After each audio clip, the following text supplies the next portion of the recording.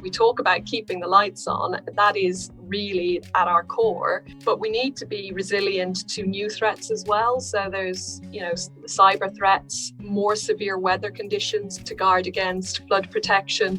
So all the time we're upgrading, maintaining and securing the existing network while transitioning into this new zero carbon economy. And that has huge implications for how we work internally, how we interface with our stakeholders, how we work with our communities. Hello and welcome to Energy Unplugged by Aurora. This podcast features various experts from Aurora having in-depth conversations with key industry leaders, policymakers and academics from all over the world. It explores the hottest topics across the energy market and gives a unique perspective on major energy issues. Welcome to Energy Unplugged. I'm Richard Howard, the Research Director at Aurora Energy Research. In this episode, we'll be discussing a critical enabler of the low-carbon transition, that is, grid networks. Specifically, I want to talk about the scale of network investment required as we add renewables to the system and move towards a zero-carbon electricity system. I want to talk about the challenges of delivering this critical infrastructure. And I want to talk about what all of this means for affordability and bills of the end consumers who end up paying for all of this. I'm joined by Alice Delahunty, President of Electricity Transmission at National Grid Electricity Transmission, where she's been for 4 years, looking after transmission grids in England and Wales. Prior to that was at E.ON for over a decade, so has been in the energy industry for quite some time. Welcome, Alice. Hi, great to meet you. Yeah, thanks for coming on the podcast. There's so much for us to talk about.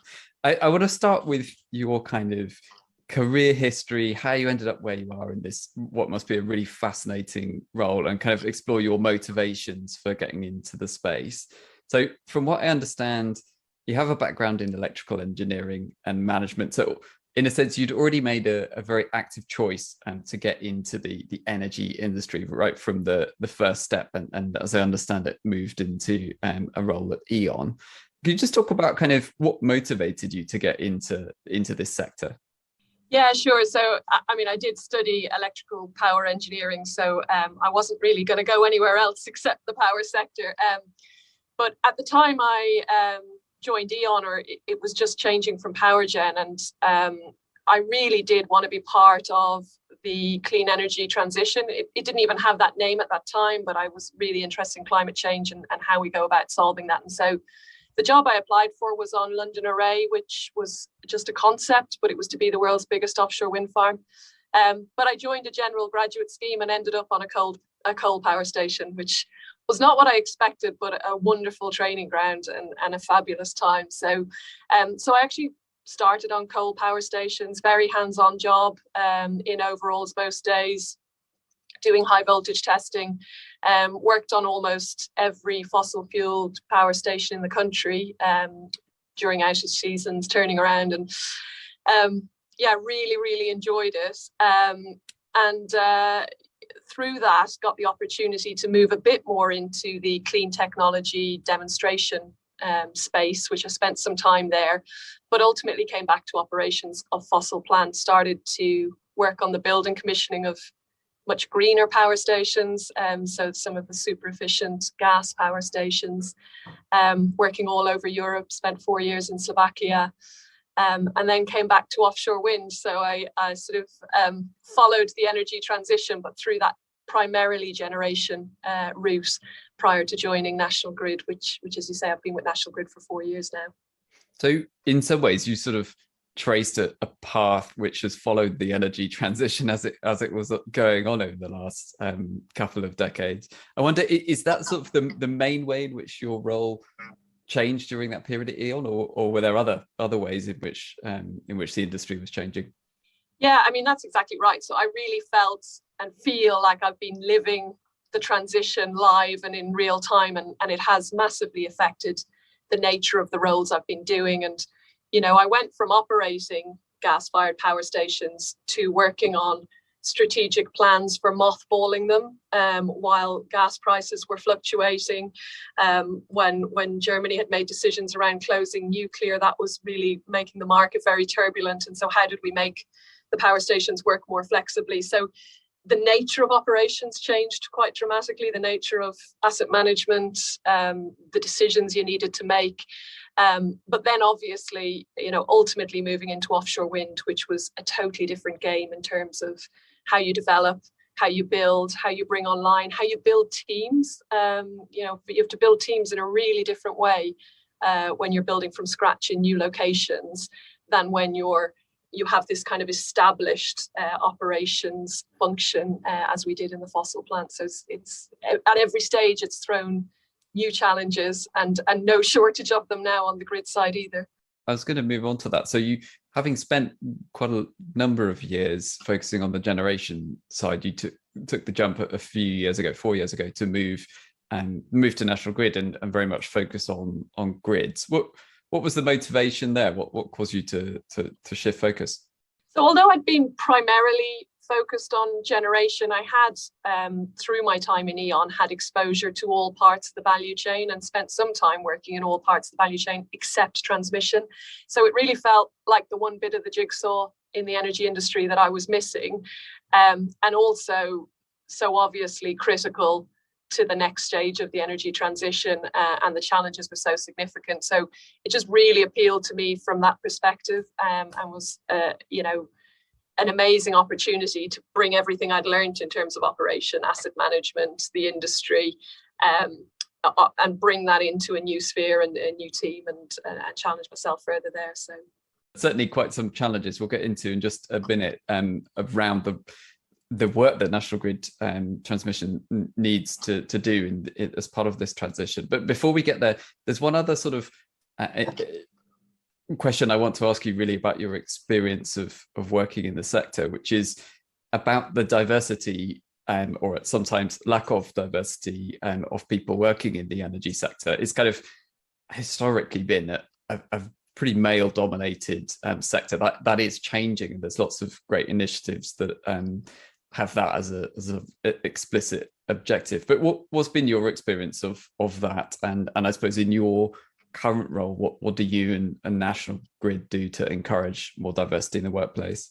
Yeah, I mean, my experience has varied a lot in different teams, and even within companies, different parts of companies, it can vary quite significantly. But I would say I have never come across any utility or company in the power industry as diverse as National Grid is, and as conscious about supporting that.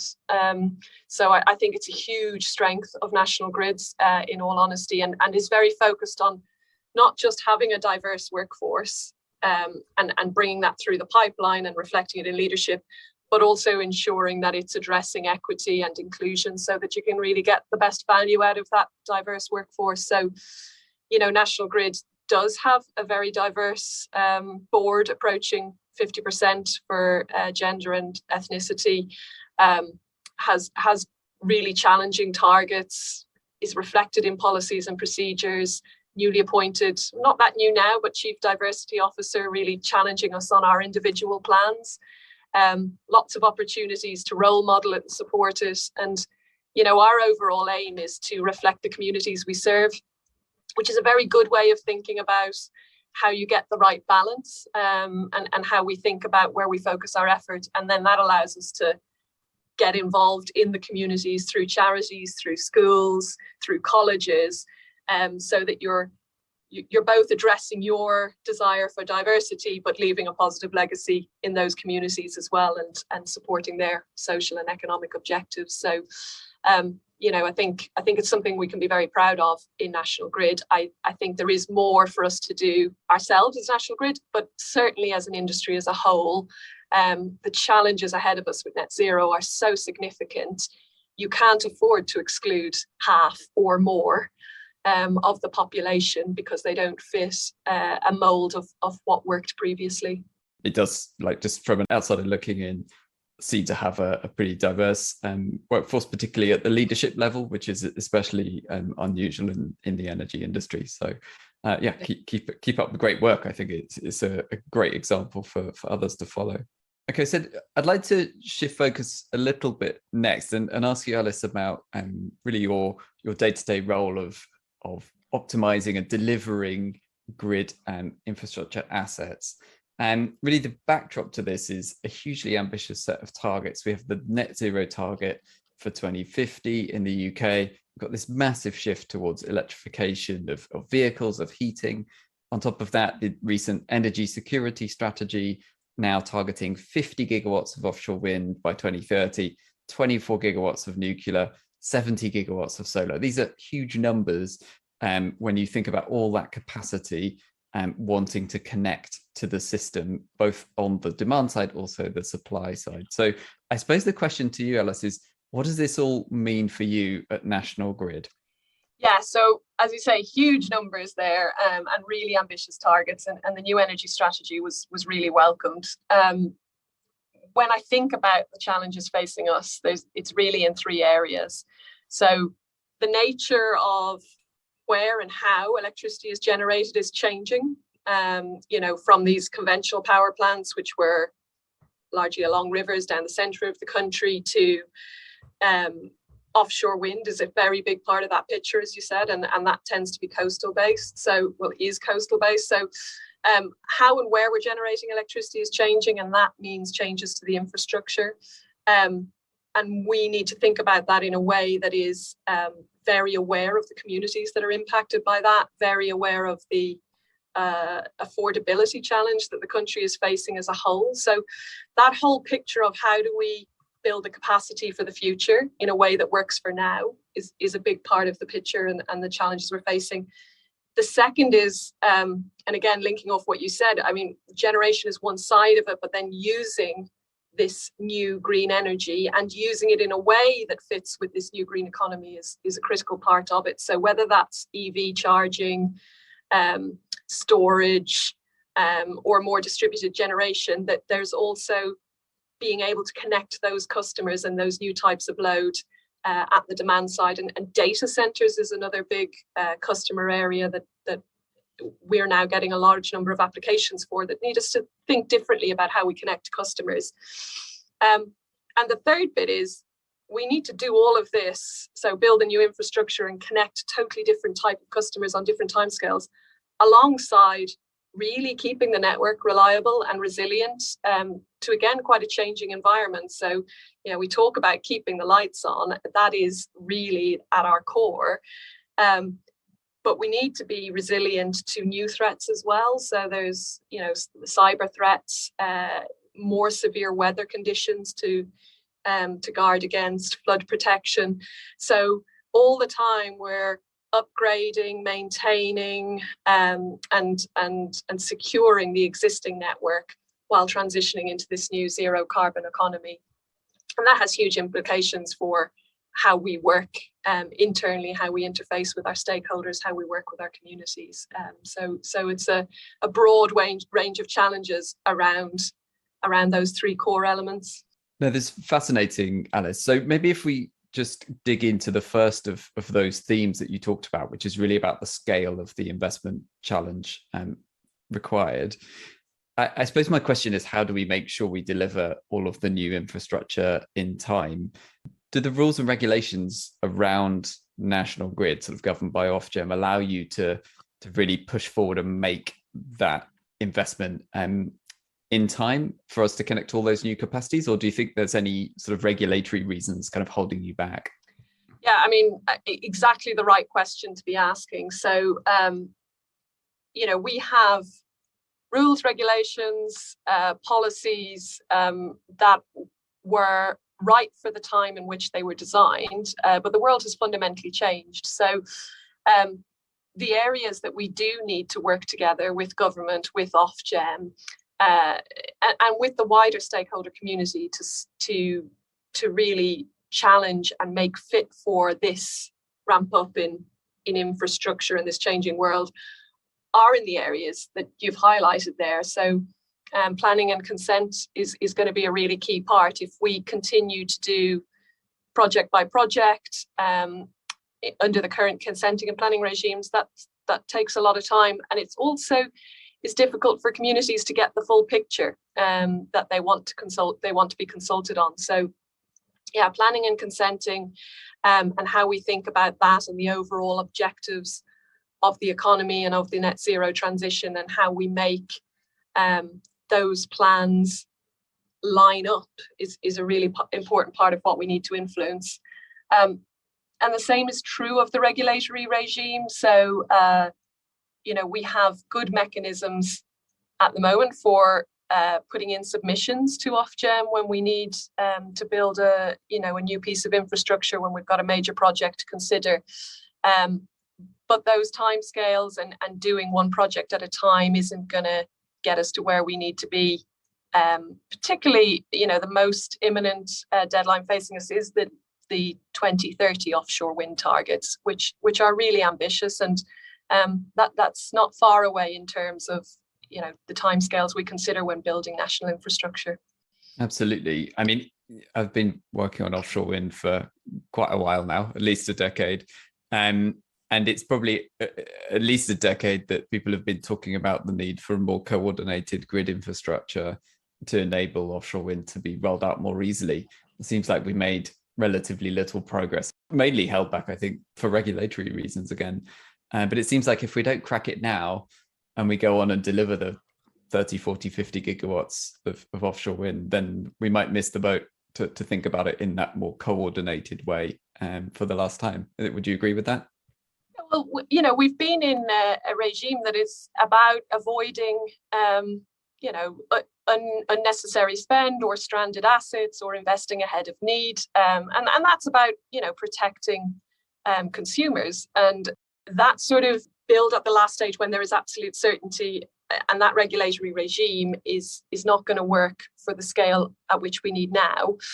So that's one element. But the coordinated view, I think we are now about to make some very significant steps forward. I think everyone's eagerly awaiting the holistic network design, which, will bring together a fuller view on, these are the offshore wind farms that have secured seabed leases. This is what's in the pipeline. This is how it adds up. This is how you take a more coordinated view of that network development. And so, yeah, I think, it is really eagerly awaited, and that coordination will move us forward a lot. And as I said, the energy strategy laid those foundations to start getting everyone really pulling together in the same direction. Yeah, I suppose there's some clear stakes in the ground there about which technologies are sort of supported at the highest level by government.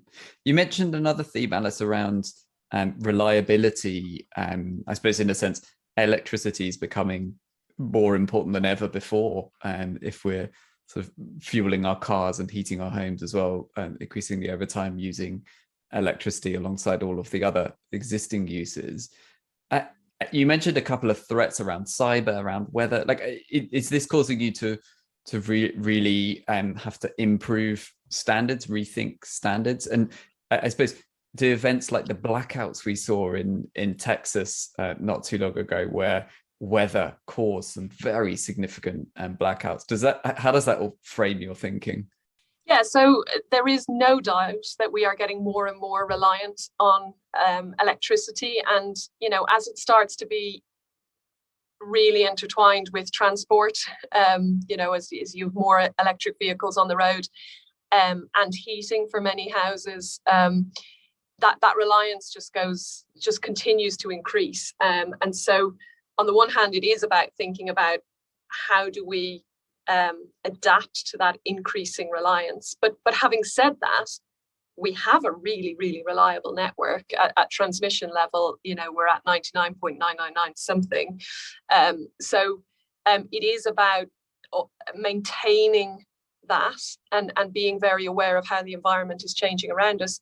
Cyber security threats are increasing everywhere, and we're no different. And so we need to think about our technology and the barriers and the response to those threats. And we are actively, and we have been investing over a number of years in that space. And we continue to try and stay as close as we can to the current, understanding and intelligence and evolve that. without a doubt, weather, we've all seen, the impacts of flooding, over the last 5-10 years. And we have delivered very significant flood defence investment in our sites, in critical sites that might be impacted. And storms, we can feel that sense of them being more frequent. The transmission network does tend to stand up pretty well against storms, but we can't get complacent and we can't take that for granted. And some of our network is very, it's aging. It's very well looked after, but it's aging. And so, just not losing sight of that while really getting to grips with the ramp up for net zero, that's the constant check and balance for us. And also even to invest in upgrading some of the aging infrastructure. I suppose at some level, all of that investment comes at a cost. And given the current environment, the sort of energy crisis we're going through, and indeed kind of cost of living crisis more widely, there'll be a laser-like acute focus on energy bills in the coming years. So from my understanding, sort of the last time I checked, I think the cost of the national grid electricity transmission system, the cost on the average bill is about £20 per household, which in the grand scheme of things is actually not a big part of the bill. It's actually only around 1% now, with the average bill about £2,000 in the UK. But I suppose given this wider sort of cost of living crisis and huge hike we've seen in bills, it seems like there could be a squeeze for you where on the one hand, everyone's looking to you to make huge investments to enable all of this capacity coming on the system. But on the other hand, no one wants it to add anything to the bill, or there's at least a lot of pressure there. How do we find the right balance there between investing enough, not too much, not too little? Yeah, affordability is really high on everyone's minds. And as you pointed out there, the transmission element is a smaller part of that. It doesn't mean we get complacent. We are always very aware of the cost to the consumer, the benefit that we provide to society. But the current challenges we see with energy prices are driven by a reliance on gas and are driven by commodity prices. And actually, so, what the energy strategy does is place that importance on renewables and nuclear that move us away from that exposure to gas prices and to gas and oil prices. And so, the cost of building this infrastructure, which we spread out over many years, does ultimately start to bring energy prices down because you remove that exposure. So, I think the longer term gain in terms of affordability is absolutely what everyone is aiming for.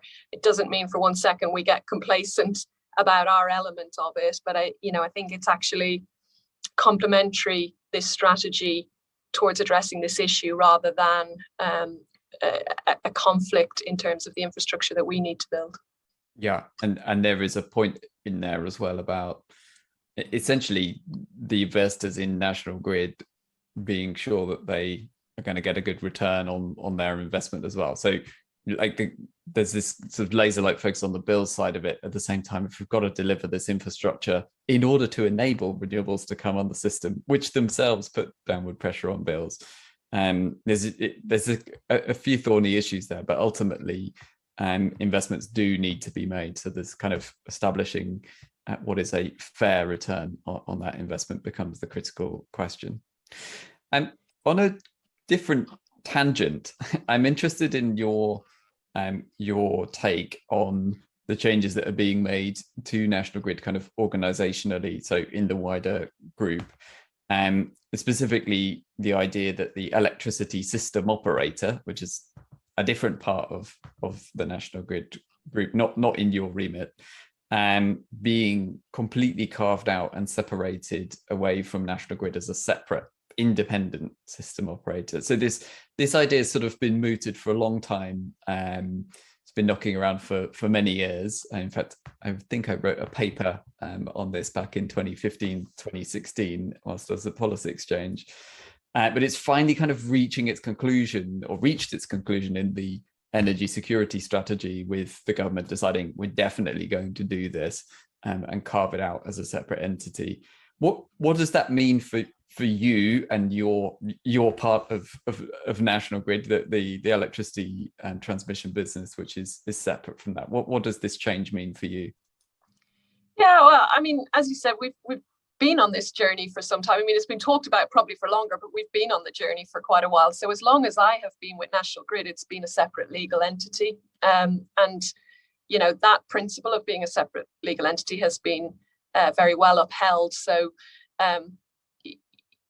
you know, in some ways, for the day-to-day working, I'm not sure, you know, for my teams on the ground that it's going to feel that different because we've been operating in this quite separate way.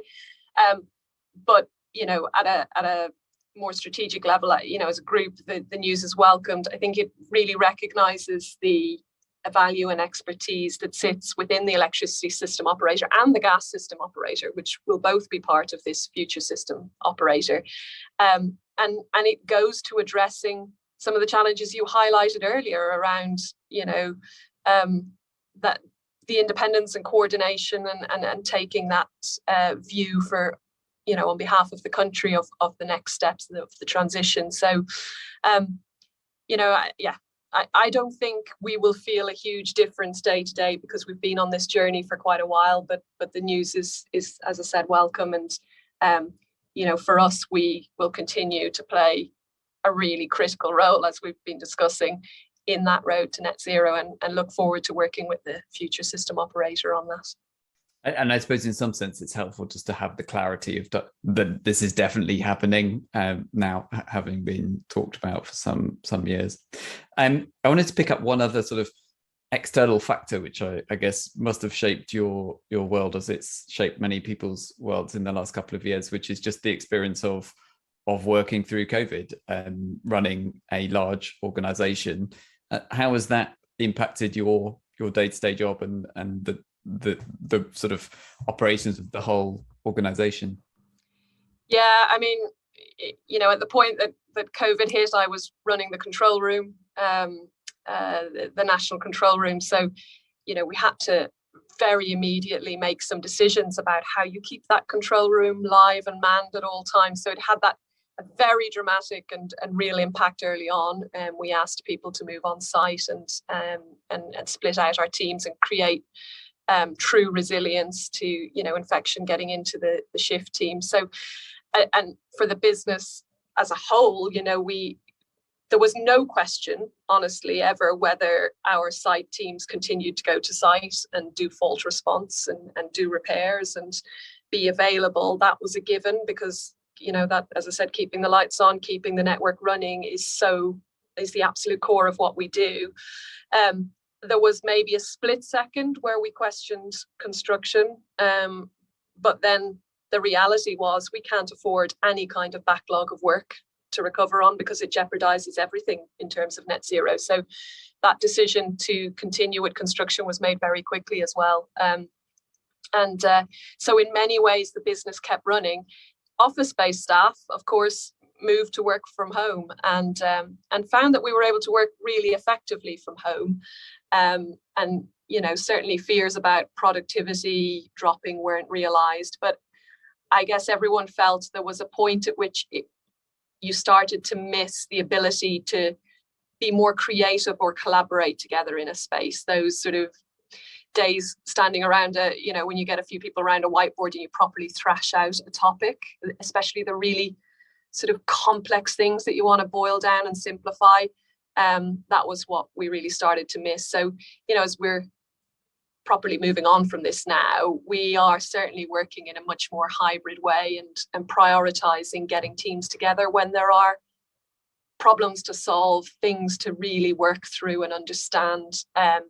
But, you know, not defaulting back to, you know, at a desk in a designated office all day, every day. And I think one of the most obvious benefits of that for our team is that actually people feel much freer to get out to sites, get out to customers, because they now know they can also balance it with the odd Teams or Zoom call in between sessions. So it's creating a different kind of collaboration and a different kind of freedom about how you engage, which is really positive. Yeah, so sort of perversely less office time, but more face time in other ways. I think we find something similar in Aurora in some ways, that we used to sort of chase around doing lots of face-to-face meetings with clients, which was at some level quite time consuming, but we can actually get more done, see more people quicker in a day by having some of that, at least some of that online. And sort of talking to people all across Europe increasingly. So there's benefits and costs, I would say, for the organizations. Well, we're getting towards the end of the podcast. And as usual, we like to wrap up with a segment called Over Underrated, where I'm going to ask you about a few different concepts. I just want your off the cuff kind of instinctive reaction to whether you think these ideas, these technologies are over or underrated. So just to start with the first one, and it's probably the closest one to your day-to-day work, underground cables, are they overrated or underrated? Very unfair question. Absolutely necessary in many circumstances, but not the answer to everything. So I think if people are claiming they're the answer to everything, then in that context, overrated. Okay, good one. But maybe very useful in specific circumstances. Okay. Yeah, like we're rewiring London, and we're never going to dig up London, so it's definitely tunnels, cables in tunnels. But I've heard some myths around, they're the key to weather resilience and various other solutions, which they're not. Okay. Second one, much further from your core sort of competency, green hydrogen. Possibly underrated. Okay. I think we've got more to explore on the potential. Yeah, sure. And actually, in some ways, linking that back to grid related questions, that it could be a way to solve some pretty serious grid constraints that could otherwise arise if we can put electrolyzers in the right place to sort of soak up extra power generation, then potentially helpful. On a related topic to some extent, locational pricing, is that overrated or underrated as a concept? Oh, I don't even know if it's rated or understood yet. And probably a question for the ESO. Fair enough.